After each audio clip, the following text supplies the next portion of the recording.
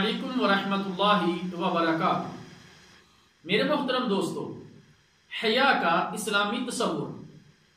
حیا ایمان کا ایک بڑا حصہ ہے۔ ہر مذہب کا کوئی نہ کوئی امتیازی وصف رہا ہے اور اسلام کا امتیازی وصف حیا ہے۔ حیا کرنا، خوشبو لگانا، مسواک کرنا اور نکاح کرنا تمام انبیاء علیہ الصلوۃ والسلام کی متفقہ سنت ہے۔ بے حیائی جس چیز میں بھی ہوگی اس کو عیبدار کر دے گی، جبکہ حیا جس چیز میں بھی ہوگی اسے خوبصورت بنا دے گی۔ جس انسان میں شرم و حیا نہ رہے تو وہ بڑی سے بڑی بےہودگی، نافرمانی اور فساد برپا کر سکتا ہے۔ حیا جنت میں لے جانے کا ذریعہ ہے۔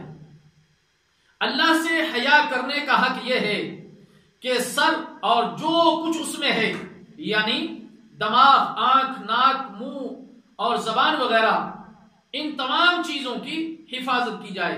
اسی طرح پیٹ اور جو کچھ اس میں ہے، یعنی دل، معدہ اور شرمگاہ وغیرہ، اس کی بھی حفاظت کی جائے، اور موت و قبر کو کثرت سے یاد کیا جائے۔